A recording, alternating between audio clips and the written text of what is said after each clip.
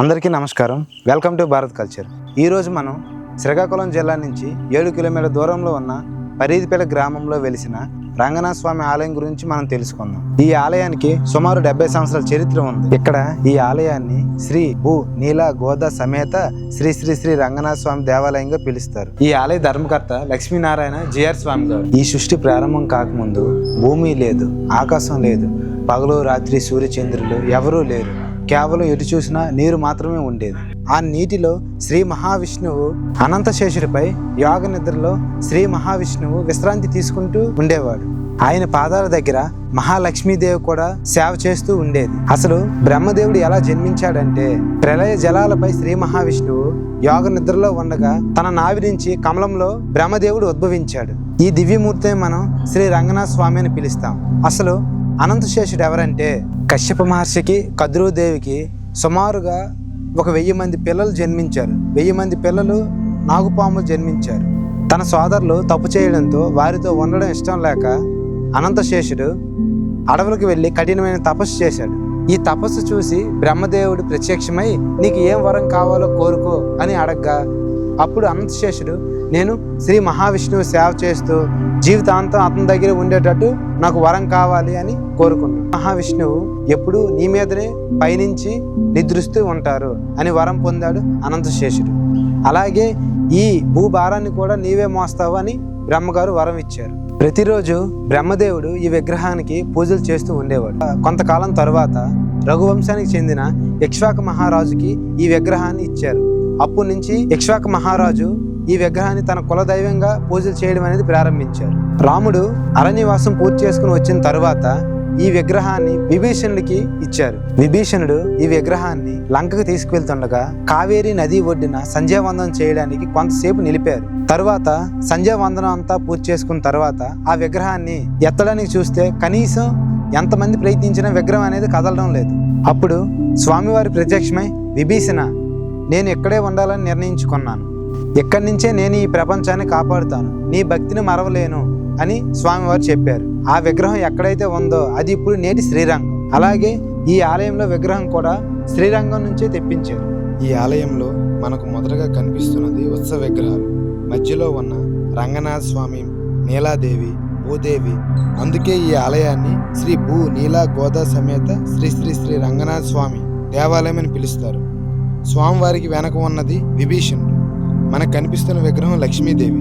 ప్రతి రంగనాథ స్వామి ఆలయంలో శనివారం రోజున భక్తులు ఎక్కువగా సందర్శిస్తుంటారు. కానీ ఈ ఆలయంలో శుక్రవారం రోజున భక్తులు ఎక్కువగా వస్తారు. ఈ ఆలయ అర్చకులను అడిగి మిగతా విషయాలు తెలుసుకుందాం. లక్ష్మీనారాయణ జిఎస్ స్వామి వారు అతను. లక్ష్మీనారాయణ జిఎస్ స్వామి వారు అతను ఏంటంటే సన్యాసి. సుమారు ఒక 50-60 సంవత్సరాల వరకు కూడా ఓన్లీ అంటే ఒక 12-18 సంవత్సరాల వరకు ఆహారం తీసుకున్నారేమో బహుశా. మిగతా సంవత్సరాలన్నీ పాలు తాగే బతికారు. నిరంతరం అష్టాక్షరి మంత్రాన్ని జపిస్తూ రంగనాథుని కోరిక మేరకు ఇక్కడ ఆలయాన్ని నిర్మించారు. అతని స్వప్నంలో కనిపించి రంగనాథుడి ఆలయం కట్టమన్నారంట. ఆలయాన్ని నిర్మించినటువంటి వారు లక్ష్మీనారాయణ జిఎస్ స్వామి వారు. ఇతను మనవాళ్ళ మహాముని అంటారు ఇతన్ని. ఇతను మనవాళ్ళ మహాముని అంటే రామానుజాచార్యుల తర్వాత ఇతను మళ్ళీ అవతరించారు. అంటే రామానుజాచార్యులకు కొన్ని కోరికలు ఉండిపోయేవి, అవి తీర్చడానికి కోసం అంటే 200 సంవత్సరాలు రంగనాథుడు అంటే వైకుంఠ వాసుదేవుడు 200 సంవత్సరాలు భూమి మీద ఉండి మీ అందరికీ మోక్షానికి తీసుకువెళ్తాను స్వామి అని చెప్పారు. అంటే 120 సంవత్సరాలు బతికారు రామానుజాచార్యులు. కొన్ని అనివార్య కారణం వల్ల శరీరం విడిచిన తర్వాత మరలా మనవాళ్ళ మహామునిగా అవతరించి స్వామివారం ఇలా అవతరించి మళ్ళీ కొన్ని కార్యక్రమాలు ఏమి ఉన్నాయి అవన్నీ తీర్చారు. స్వామివారి ఆ విగ్రహాలు లక్ష్మీనారాయణ జిఎస్ స్వామివారే. ఇది ధ్రువమూర్తి, అది ఉత్సవమూర్తి. మనవాళ్ళ మహాముని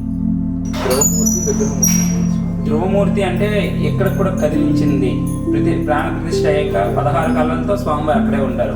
ఉత్సవమూర్తి ఏంటంటే బయటికి ఏవైనా ఉత్సవాలు జరిగేటప్పుడు ఉత్సవమూర్తిని తీసుకువెళ్ళి మళ్ళీ శుద్ధోదక స్నానం చేసి సంప్రోక్షణ చేసి మళ్ళీ సింహం పైన పెడతారు. అంటే నమ్మాలి వాళ్ళు భూమి మీదకి మొట్టమొదటిగా వచ్చినటువంటి ఆచార్య స్థానం ఇతను ఎవరితో కూడా మాట్లాడకుండా యుక్త వయసు వచ్చినంత వరకు చింత చెట్టు త్వరలోనే పెరిగారు. తల్లి పాలు కూడా తాగకుండా, అంటే తల్లిదండ్రులకి ఒక శూద్ర జాతిలో జన్మించారు.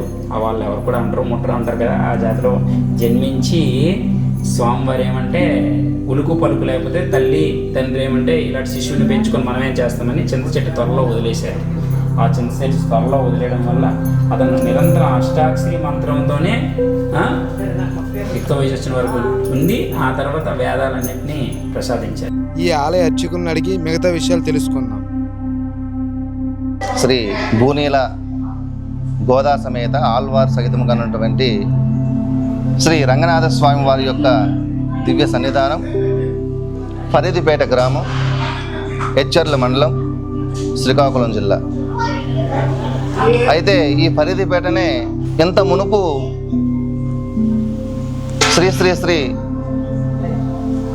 త్రిదండి శ్రీమన్నారాయణ చిన్నజీవి స్వామి వారు వేంచేయడం జరిగింది.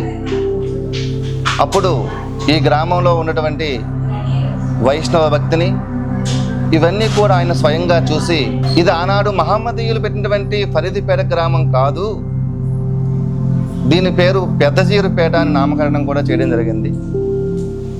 అటువంటి పెద్దజీరుపేట గ్రామంలో 1974వ సంవత్సరంలో శ్రీ శ్రీ శ్రీ లక్ష్మీనారాయణ రామానుజీయ స్వామి వారు ఆయన స్వహస్తాలతో ఈ యొక్క ఆలయాన్ని నిర్మించడం జరిగింది.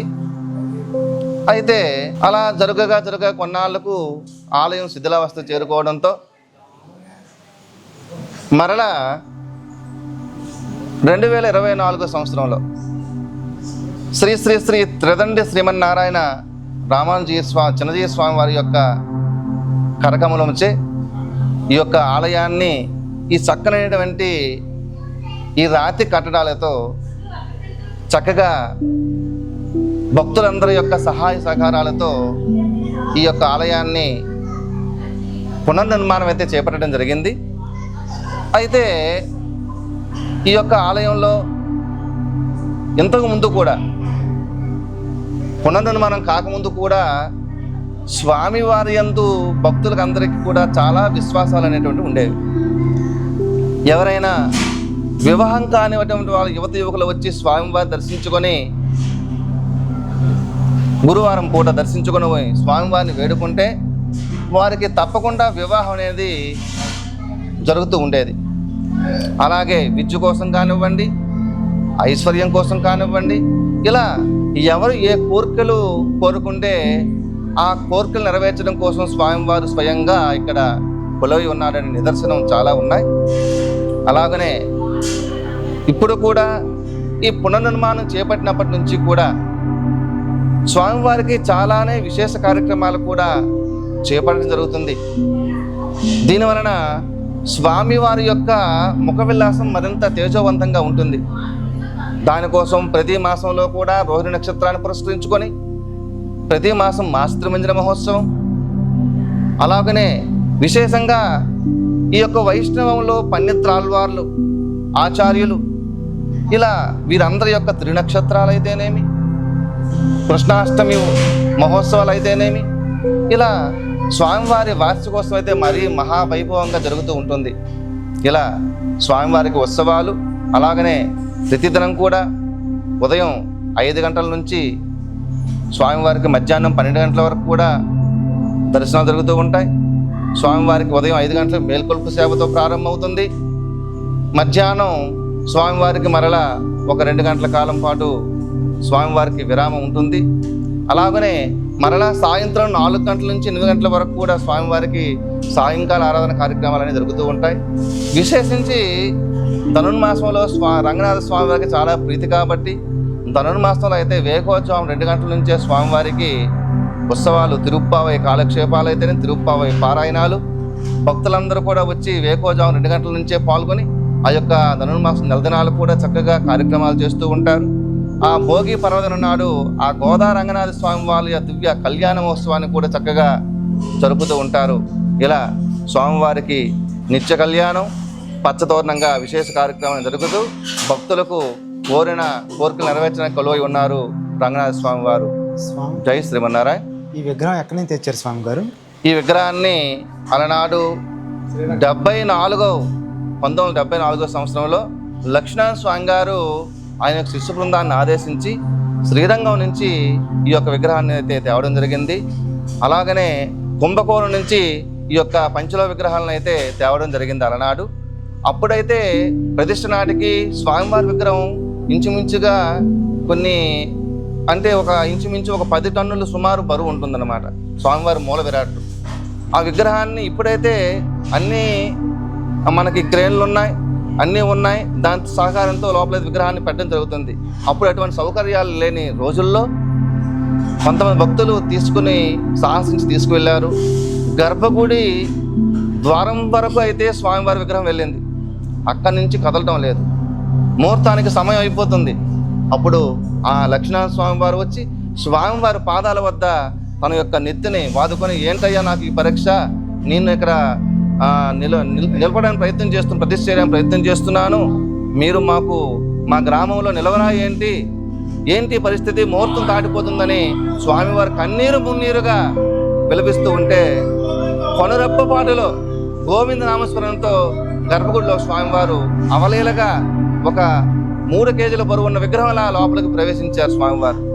అంతటి శక్తి ఉంది స్వామివారికి, అంతటి వైభవం ఉంది స్వామివారికి. ఈరోజు జరిగిన ఉత్సవం అనేది ప్రతి నెల జరుగుతుంది స్వామి. ఈరోజు జరిగినటువంటి రోహిణి నక్షత్రం చెప్పాం కదా, రోహిణి నక్షత్రాన్ని పురస్కరించుకొని ప్రతి నెల కూడా మనకు సౌరమానం ప్రకారంగా, చాంద్రమానం ప్రకారంగా చైత్ర వైశాఖ జ్యేష్ఠ మాసాలు ఏ విధంగా ఉంటాయో, ఆంగ్లమానం ప్రకారంగా జనవరి ఫిబ్రవరి మార్చి ఏప్రిల్ ఏ విధంగా ఉంటాయో, అలాగే సౌరమానం ప్రకారంగా మేషం వృషభం మిథునం ఇలా ఉంటాయన్నమాట. ఇలా 12 నెలలు కూడా ప్రతి నెల రోహిణి నక్షత్రం ఉంటుంది. ఆ రోహిణి నక్షత్రం రోజున స్వామివారి జన్మ నక్షత్రం కాబట్టి ఆ దినమున ప్రతి నెల కూడా స్వామివారికి వైభవంగా ఈరోజు జరిగినట్లుగానే వైభవంగా స్నపన తిరుమంజన మహోత్సవం జరుగుతుంది. అలాగనే స్వామివారు జ్యేష్ఠుడు, రాముడి వంశానికే ఇలవేల్పు రంగనాథుడు, ఇక్ష్వాకు వంశంకి ఇలవేల్పు రంగనాథుడు కాబట్టి ఆ యొక్క రామచంద్రుడు పూజించినటువంటి దేవుడు కాబట్టి జ్యేష్ఠుడు అంటాం. కాబట్టి జ్యేష్ఠ మాసంలో స్వామివారికి అయితే మొన్న జరిగిన జ్యేష్ఠ మాసంలో విశేషించి 108 కలశాలతో వైభవంగా స్వామివారికి అభిషేకం చేయడం జరిగింది. ఇంకా రానున్న కాలంలో ఇంకా వైభవంగా చేయాలని ఆలోచన అయితే ఉంది. స్వామివారు ఏ విధంగా జరిపించుకుంటారో ఆయన విశేషం. పూజలు ఎక్కువగా జరుగుతుంది ఆ శుక్రవారం. ప్రతి శుక్రవారం కూడా విశేషించే భక్తులు చాలా ఎక్కువగానే వస్తూ ఉంటారు. ఆ రోజు శుక్రవారం పూట అయితే ఇక్కడ ఇంచుమించు సుమారు ఒక 1000 మంది వరకు భక్తులు వచ్చి స్వామివారిని దర్శనం చేసుకుంటారు. ఆ 1000 మంది కూడా 1000 మంది రకరకాల కోరికలతో వచ్చిన వాళ్ళే.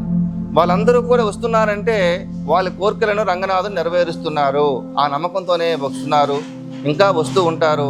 పెద్ద యాత్రాస్థలంగా మారే అవకాశం ఉందని స్వామివారు ఆనాడే సంకల్పించుకున్నారు. జై శ్రీమన్నారా.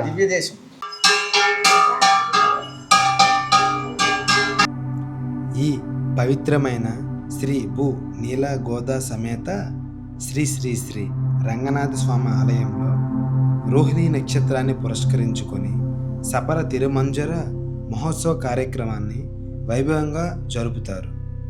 ఇక్కడ మీరు చూస్తున్నది ఆ ప్రత్యేక పూజా కార్యక్రమానికి సంబంధించిన దృశ్యాలు. ఈ పూజలో భాగంగా తెల్లని వస్త్రం పైన బియ్యం పోసి 9 కలశాలను ఏర్పాటు చేసి ఆ కలశాలను పండ్లు పూలు వస్త్రాలతో అలంకరణ చేస్తారు.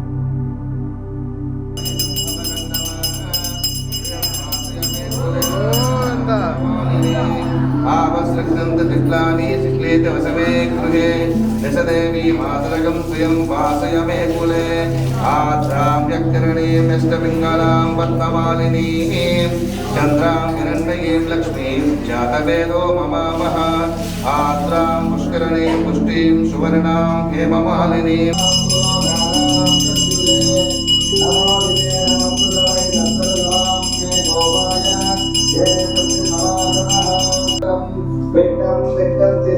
విశ్వక్షేణం తమాశ్రయే తదేవ లగ్నం సుదినం తదేవ తారాబలం చంద్రబలం తదేవ విద్యాబలం దైవబలం తదేవ లక్ష్మీపదే తేంద్రియస్వం స్మరామి. యత్ర యోగీశ్వర కృష్ణో యత్ర ధనుర్ధరః తత్ర శ్రీః విజయాత్ భూతి ధ్రువాణి శర్పదర్మమ సుతే సకల కళ్యాణభాజనం. యత్ర జాయతే ఆశేషు నాస్తి దేశం హరి లాభస్తేషాం దేశేషాం దురస్తేషాం నరాభవ యశాం ఇంద్రియవంశదేవో దివ్యోధః శ్రీ అనంతగరుడ విశ్వప్రేతాదిత్య సూర్యస్వరమః శ్రీ గంగాదిద్వారపాలకేభ్యో నమః శ్రీ పరాంకుశవరకాలాది మహాభాగవతేభ్యో నమః శ్రీ దేవరయామురాది శ్రీ భూపాద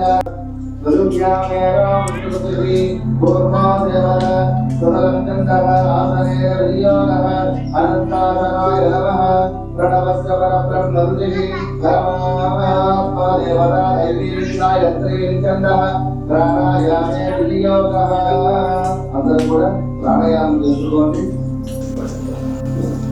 ఓం శ్రీ గణాధ్యాయ సంకల్పముతో నిలబడండి. ఓం శ్రీ భగవానుతో వైరాగ్య సుందరకాం విశ్వక్షేణాయుక్తహే వేదాస్త్రాయతిమహి తన్నాస్యాం ప్రచోదయాత్.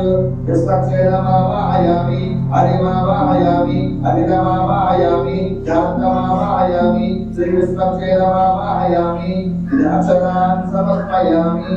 ధ్యానం విశ్వక్షేణం సకల విమలం కవల సైన్యాదినాదం వక్రాచక్రయోగసింకదంతం ఏకస్య జ్ఞాన హృదయ సహస్రాకవార్తాచమూతయః వెంకటేశ్వర నారాయణ సరోస్వయం కర్మాణాం పురాణాగత గుణాధికారస్యాభ్యర్థం ప్రియతాం భగవాన్ విభుః బ్రహ్మణ్యే సంతగమ్యరం ఏదేవా పవిత్రేణ ఆత్మానుసర తేన సహస్రధారేణ ఆహమాన్యాపనంతున రాజావచ్చం పవిత్రం సులోక్యాపిణ్యం తేన బ్రహ్మతో యం కోటం బ్రహ్మమునిమనే ఇంద్రస్మీతా సహమాపదాతు సోమసృత్యమో రాజా బ్రహ్మాత్మా జాతవేదు ఆద్యంచ ప్రాణుతాంచామిరామో ఆద్యంత దక్షిణారామో ఆద్యంత సర్వేజ్ఞానో ఆద్యంత ఈద్యంత్వామాద్యం దేశకం మస్తం విరక్ష్యయామనాదేవో భవతనో యదో సత్తవశ్రమే దుర్వ్యా సత్తదావరి జనం విష్ణువిక్రమే త్రైలాదిదే పదం నమో నమస్య వాగుంసరే శ్రీనివన గోవింద గోవింద గోవింద గోవింద గోవింద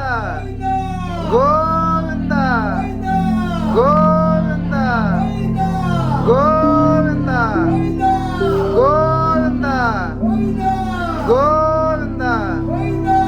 గోవింద గోవింద గోవింద గోవింద గోవింద జలస్యాదైః సర్వసిద్ధైః సర్వమేవ దేహానాం సర్వం దయతి. ఓం శాంతి శాంతి శాంతి.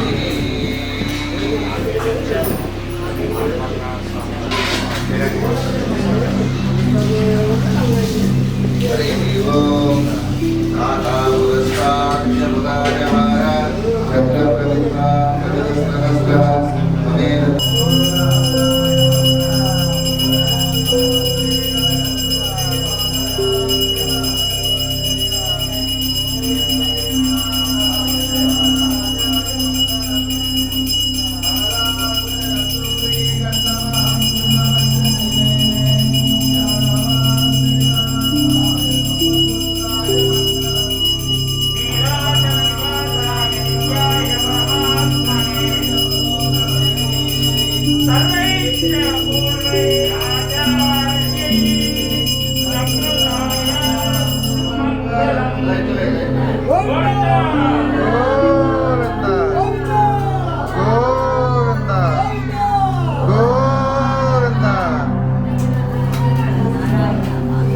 ఈ వీడియో మీకు నచ్చితే లైక్ చేయండి, మీ కుటుంబ సభ్యులు మరియు స్నేహితులకు షేర్ చేయండి. ఇలాంటి మరెన్నో ఆధ్యాత్మిక వీడియోల కోసం భారత్ కల్చర్ ఛానల్ను సబ్స్క్రైబ్ చేయండి. పక్కన ఉన్న బెల్ ఐకాన్ ఆన్ చేయండి. మరొక ఆధ్యాత్మిక విశేషంతో మళ్ళీ కలుద్దాం.